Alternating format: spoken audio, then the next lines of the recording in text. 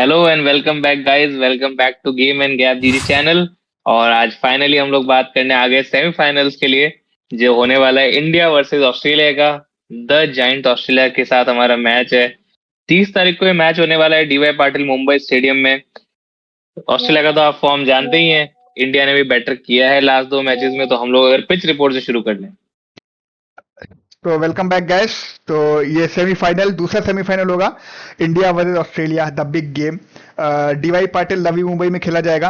पिछली वीडियो में भी हम लोग इस पिच के बारे में बात कर चुके हैं।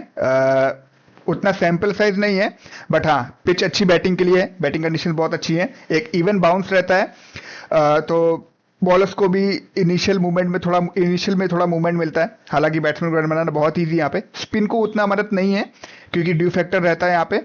बट वुमेन्स का गेम, आप स्पिनर्स को कभी भी आउट ऑफ द गेम नहीं रख सकते। स्लोअर बॉल जो स्टॉक डिलीवरी होती है काफी ज्यादा हेल्पफुल रहती है। बाकी हाँ, एक अच्छा कॉन्टेस्ट देखने को मिल सकता है हमें इस ग्राउंड में भी। तो अगर हम लोग अब इंडिया की प्लेइंग स्क्वाड की बात कर लें तो हमारे लिए एक बड़ा सेटबैक हो चुका है। प्रतिका रावल जो है वो आउट ऑफ टूर्नामेंट हो चुकी है नी इंजरी के द्वारा। तो ये काफी बुरा रहा। बट अब इनका रिप्लेसमेंट के तौर पे आ चुकी है शेफाली वर्मा, जिनका T20 फॉर्म बहुत अच्छा है। ओडिया में काफी टाइम से वो खेले नहीं है। बाकी अगर प्लेइंग इलेवन से हम आगे बढ़े तो स्मृति मंदना तो रहेगी। उसके बाद जेमिमा रॉड्रिग्स है हमारे पास, उसके बाद हरलीन देओल है, हरमनप्रीत कौर है। Almost I think same same ही रहेगी लाइनअप प्लेइंग रहेगा। इलेवन। बट आई थिंक हम लोग बात उसी पे करेंगे कि रिप्लेसमेंट कौन होगा। प्रतिका रावल का रिप्लेसमेंट बिल्कुल, कौन होगा वो आपके एक पास? आपके काफी पास इंपॉर्टेंट आपके क्वेश्चन है। पास आपके पास ऑप्शंस क्या है? आपके पास ऑप्शंस है शेफाली वर्मा जो रिप्लेस एज अ रिप्लेसमेंट आए हैं। उमा छेत्री हैं जिनको पिछले मैच में हाँ, मौका मिला था। हालांकि वो ओपन नहीं की थी, ओपन अमनजोत कौर करने आ गई थी। तो आपके पास बेसिकली तीन ऑप्शंस हैं। तो आप मतलब आई थिंक सुटेबल ऑप्शन क्या होगा उस पर बात होगी। आई थिंक मेरे हिसाब से उमा चेत्री को मौका मिलना चाहिए, क्योंकि जितने भी तीनों वार्म अप मैचेस हुए हैं, तीनों वार्म अप मैचेस के अंदर उमा चेत्री ने ही ओपन किया है। और तीनों के अंदर उन्होंने मोर देन 40 रन मारे on an average of 4100 run score की। और स्ट्राइक रेट भी अबव 90 था उनका तीनों मैचेस के अंदर।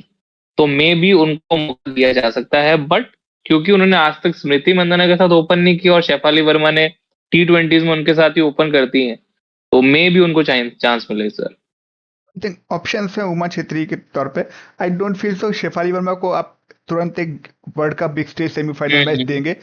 अगर दूसरा ऑप्शन में कंसिडर करूँ तो आई फील अमनजोत कौर एक अच्छा ऑप्शन हो सकते हैं। वो टीम में जगह बनाए। आप हरलीन देओल भी ओपन कर सकते हैं, हरलीन देओल को आप ओपन करा सकते हैं। बट बात वही आ जाती है कि कॉम्बिनेशन क्या है। स्मृति मंधाना को हम चाहेंगे कि वो अपना टाइम ले, गेम को बिल्डअप करे थोड़ा सा, उसके बाद मोमेंटम पकड़ा जाए गेम पे। बट बिल्कुल। अगर हरलीन देओल ओपन करती है तो उनको वो फिर रन रेट बढ़ाना होगा, क्योंकि हरलीन देओल हमने देखा है उन समय लेती हैं पहले।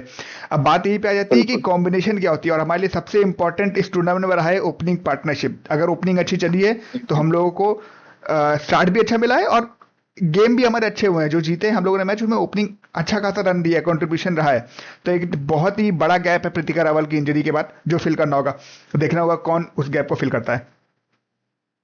आई थिंक काफी बड़ा कॉल भी रहने वाला है, क्योंकि हमने देखा है कि लास्ट के बहुत सारे मैचेस में ओपनिंग पार्टनरशिप ने अपना मेजर कंट्रीब्यूशन दिया मैचेस को जिताने में। जी। और अगर लास्ट मैच में भी देखें तो 330 जब बनाए थे इंडिया ने, तो प्रतिका रावल और स्मृति मंदाना का बहुत बड़ा कंट्रीब्यूशन था वहां पर। आई थिंक शेफाली वर्मा, उमा छेत्री या हरलीन देओल, आई थिंक काफी इनको सूझबूझ से और स्थिति को देख के इन्हें डिसीजन लेना पड़ेगा। बिल्कुल बिल्कुल। ऑल्सो अगर देखें तो सिर्फ पार्टनरशिप से नहीं, अगर ऑस्ट्रेलिया के खिलाफ आपको जीतना है तो आपको रन रेट पे ध्यान रखना पड़ेगा, क्योंकि 330 350 तक बनाने पड़ सकते हैं ऑस्ट्रेलिया से जीतने के लिए। आई थिंक लास्ट मैच में भी जैसे हमने देखा कि प्रतिका रावल और एक दो बैट्समैन और थे जिनका स्ट्राइक रेट कम था, और वही हमने लास्ट में देखा भी कि इतना क्लोज मैच चला गया था कि 49th ओवर में जाके वो खत्म हुआ था match. I think run rate के हिसाब से भी ना ओपनिंग पार्टनरशिप को यहाँ पर वो करना पड़ेगा डिसाइड। बिल्कुल।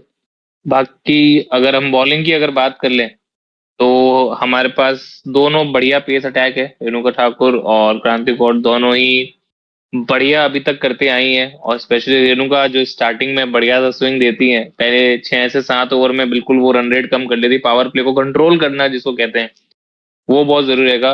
बाकी इस बार मिडिल ऑर्डर में स्पिनर्स को बहुत ज्यादा स्टेप अप करना पड़ेगा। पिछले मैच में जब ऑस्ट्रेलिया से हुआ था जो मैच, उसके अंदर भी स्पिनर्स ने बेटर किया था, बट उस मोमेंट पे जाके बेटर किया जब हम मैच हार चुके थे। तो इस बार हमें वो मौका नहीं देना है।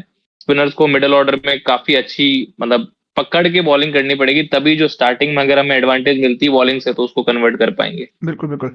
और आई थिंक बॉलिंग के और आई हिसाब से मैं थिंक लास्ट अगर यहाँ वीकनेस थोड़ा बहुत जो मुझे दिखाई दे रही है वो इनका थोड़ा सा मिडिल ऑर्डर और उसके साथ साथ फील्डिंग, क्योंकि यहाँ पर इनको अगर आप सेमीफाइनल खेल रहे हैं ऑस्ट्रेलिया के खिलाफ तो आपको फील्डिंग बहुत अपना बेस्ट देना पड़ेगा फील्डिंग में, बिल्कुल स्पेशली लोअर मिडिल ऑर्डर और बिल्कुल, मिडिल ऑर्डर में, ये बात तो क्योंकि है। आपका ओपनिंग पार्टनरशिप ही आपका ब्रोक हो गया है तो आपको भी पूरा प्लेइंग 11 का पूरा बैटिंग लाइनअप के साथ उसको एडजस्ट करना पड़ेगा। और साथ साथ फील्डिंग कैसे करता है उसके लिए भी उन्होंने रणनीति बनानी पड़ेगी।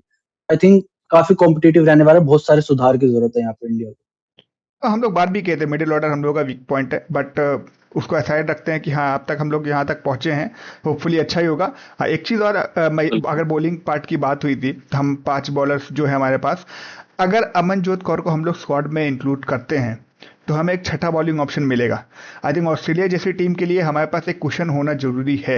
अभी तक वो बैलेंस नहीं बन रहा था। रेणुका को हम लोगों को खिलाना था, अमनजोत को बाहर रखा। बीच में वो हुआ था कि जेमी को बैठाया था, उसके जेमी को भी लेके आए। तो आई थिंक अमनजोत कौर को खिला के एक जो बॉलिंग कुशन है वो लेके आना चाहिए, क्योंकि ऑस्ट्रेलिया से मैच है तो एक क्वेश्चन चाहिए होगा। बाकी अगर ऑस्ट्रेलिया की बात करें तो ऑस्ट्रेलिया की प्लेइंग 11 के बारे में देखें तो एलिसा हेली वापस आएंगी। पिछले 2 मैच नहीं खेले थे इंजरी के कारण, बट सेमीफाइनल के लिए जितना न्यूज़ है कि वो फिट हैं और वो मैच को खेलेंगे भी। तो एक बैड न्यूज़ कह सकते हैं इंडिया के लिए, क्योंकि जिस प्रकार की प्लेयर है वो, आई थिंक अकेले दम पे मैच को जिता सकती है वो। बिल्कुल लीडिंग फ्रॉम फ्रंट वाली प्लेयर है वो। बिल्कुल बिल्कुल। स्टार्ट अगर करेंगे तो एंड करके ही जाएंगे मैच और को। ऑस्ट्रेलिया का हमने देखा कि एलेना किंग बैटिंग से, उनके बाद बॉलिंग 7 विकेट लेके गई। आई थिंक प्रॉपर टीम है ऑस्ट्रेलिया की। टीम टू डिफीट हम लोग पहले ही बात कर चुके हैं, तो कि अच्छा मैच होगा होपफुली। बट चाहेंगे कि इंडिया जीते, बट ऑस्ट्रेलिया को हराना it's not an easy task. अगर ऑस्ट्रेलिया की टीम की हम लोग बात कर ले तो definitely Ellyse Perry one of the key allrounders में से आएगी। उसके बाद एनाबेल सुंदरलैंड भी है, वो काफी बढ़िया बॉलिंग करके जा रही है। बाकी विकेट कीपर बेथ मूनी को कोई नहीं भूल सकता। और उसके बाद एशली गार्डनर जो 100 मारी जिन्होंने इस वर्ल्ड कप में अभी तक, 200 तो मार चुके हैं वो। बेहतरीन 200 मार चुके हैं। टॉप ऑर्डर है। मतलब अगर अपने फॉर्म पे खेलेगी ऑस्ट्रेलिया तो वन साइडेड गेम ले जा सकती है। बट अगर आप हिस्ट्री देखें, हालांकि इंडिया काफी सारे मैचेस हारी ऑस्ट्रेलिया से, पर आज तक इंडिया को मतलब ऐसा नहीं रहा कि वन साइडेड हार के चलेगी ऑस्ट्रेलिया से। तो इंडिया हमेशा कंपटीशन देती है ऑस्ट्रेलिया को, और टफ चैलेंज है ऑस्ट्रेलिया के लिए भी, एकदम इजी नहीं है। और ऑस्ट्रेलिया की हाँ डेफिनेटली अगर हम प्लेयर वाइज देखें तो ऑस्ट्रेलिया की टीम एक हायर, उसमें कह सकते हो आपकी उनके पास ज्यादा कॉन्फिडेंस है कि जो 7 मैच ऑलमोस्ट जीत के आए, एक थोड़ा वॉश हो गया था मैच। इंडिया के पास थोड़ा सा लो कॉन्फिडेंस है क्योंकि 3 हारे फिर 3 जीते। बट रीसेंट और न्यूजीलैंड में बहुत अच्छा किया था इंग्लैंड, मतलब इंडिया के बैट्समैन ने, और बॉलिंग से बांग्लादेश के सामने बहुत अच्छा किया था। तो एक दोनों का बढ़िया सा फॉर्म है। डेफिनेटली मतलब एक जबरदस्त बैटल होगा। सेमीफाइनल लेवल एकदम देखने का मौका मिलेगा, और हम चाहेंगे कि 2017 वाली रिपीट हो हिस्ट्री और इंडिया ऑस्ट्रेलिया को हराए। हाँ, बट हिस्ट्री रिपीट 2017 वाली सेमीफाइनल के लिए हो, फाइनल के लिए हमें वो हिस्ट्री को चेंज फाइनल करना में ना हो। है। होपफुली हम लोग फाइनल पहुंचे।